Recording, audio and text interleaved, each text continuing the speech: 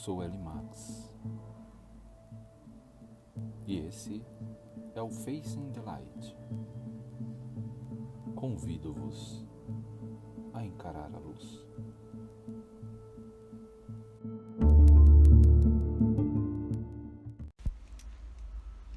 Bem, espero que você esteja bem.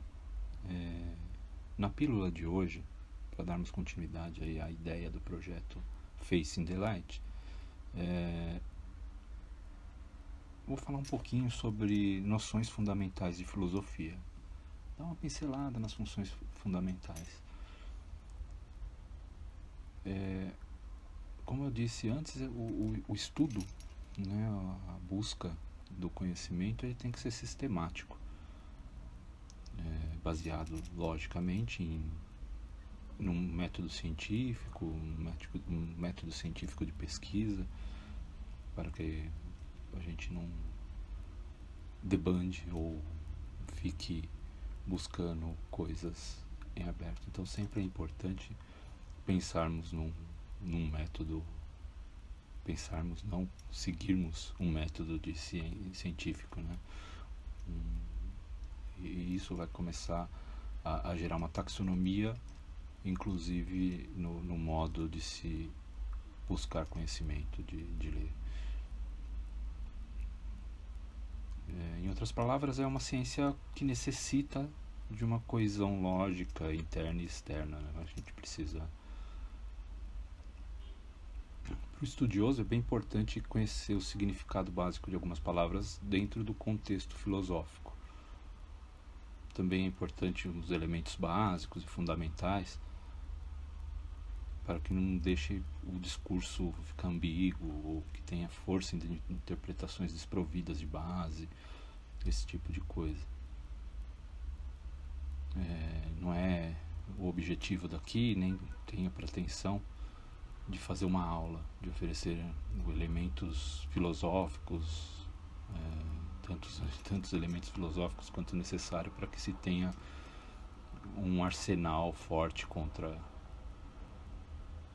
os discursos ambíguos e enganosos. No entanto, eu passaria uma visão geral, um modo que desperte o interesse sobre o tema,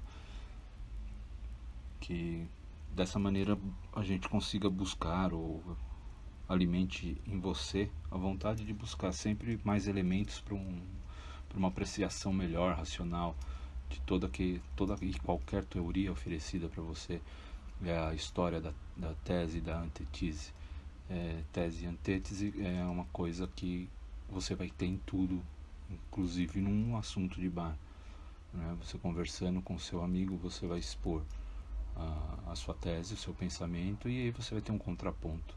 E isso é interessante, inteligente para a humanidade, porque só se chega em algum lugar com o contraponto, né? Sempre é bom não ser uma coisa única, uma coisa sem um contraponto, uma coisa que venha a seu desfavor para que ela seja melhorada, né? Isso é básico em qualquer pesquisa, em qualquer criação.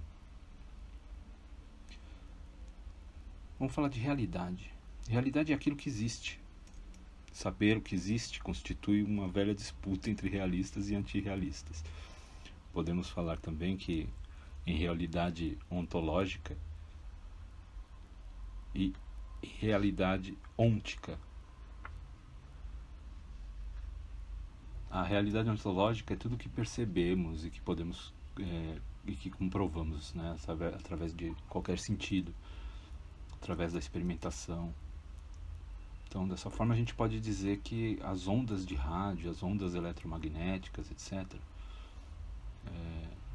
todas as que não são captadas diretamente pelos sentidos, pelos olhos, pelo tato, são reais. Porque elas podem, diretamente ou indiretamente, ser percebidas, ou por um sensor, ou através de equipamentos. E para isso, através dos efeitos que elas causam também, né? Vamos pensar em esquentar alimentos no micro-ondas, você não vê a onda. Nós limitamos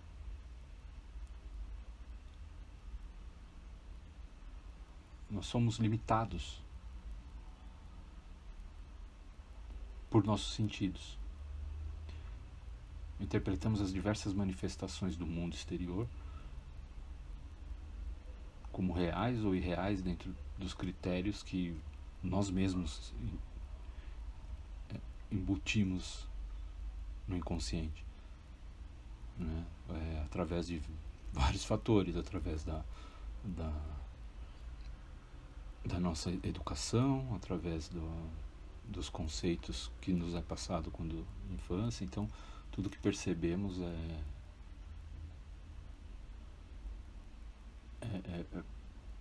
são critérios de avaliação que cada um tem o seu também, como eu já havia falado no áudio anterior, no episódio anterior.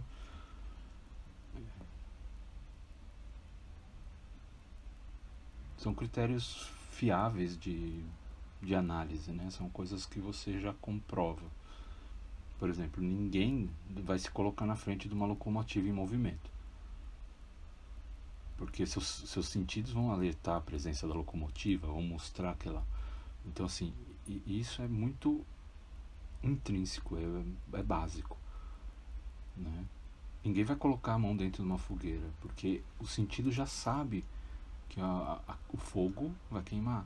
Mas quando ele era uma criança, provavelmente ele queimou o dedo. Ou alguém foi lá e tolheu a tentativa de se queimar. Então algumas coisas elas são intrínsecas e estão dentro do nosso conhecimento básico, e outras são imputadas ou relembradas para o nosso ser atual.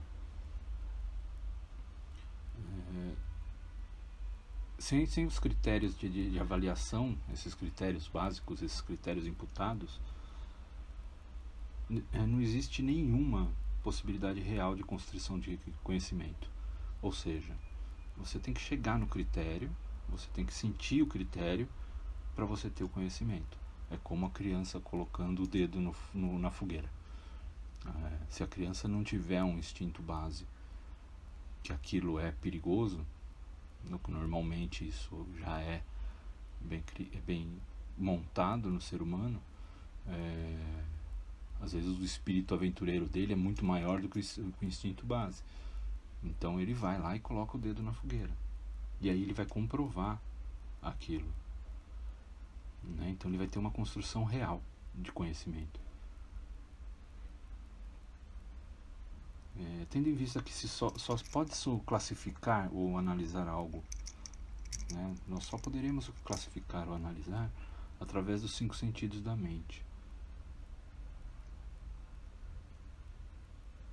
Se abandono qualquer um desses critérios, qualquer coisa pode ser tudo. Uma cadeira pode ser o papo. O copo de vidro pode ser de ouro. Ou minha própria realidade, enquanto ente, pode ser questionada. Na verdade, esse jogo de questionamento não passa de uma retórica fútil e vazia. Pense nisso. Nenhum relativizador vai se jogar de um 10º andar para testar se a altura e a queda são reais. A realidade ôntica é a realidade para além dos sentidos. Como seria o mundo sem que o nosso cérebro interprete o comprimento das ondas que fazem com que enxerguemos as cores? Como é o mundo sem que nosso cérebro receba as mensagens de gostos e aromas? Qual é o aroma ôntico das flores? Sim, porque o aroma que percebo é uma interpretação dos meus sentidos. A resposta é única. Nunca saberemos. Sendo assim, devemos nos guiar pelo melhor que temos, ou seja, conformar nosso intelecto à realidade ontológica. E como percebemos essa realidade? Percebemos pela nossa razão, pela nossa racionalidade. Bom, hoje eu vou deixar o tamanho da pílula por aqui. No nosso próximo episódio eu vou começar a falar um pouco mais de racionalidade e lógica. Provavelmente ele vai ser um episódio até maior que esse, porque lógica a gente tem muita coisa para falar. Bom, é isso. Muito obrigado por acompanhar, espero que esteja o ajudando com alguma coisa. E vamos de encontrar a luz, porque aqui a gente não tem medo. Até mais, até o próximo episódio. Um abraço.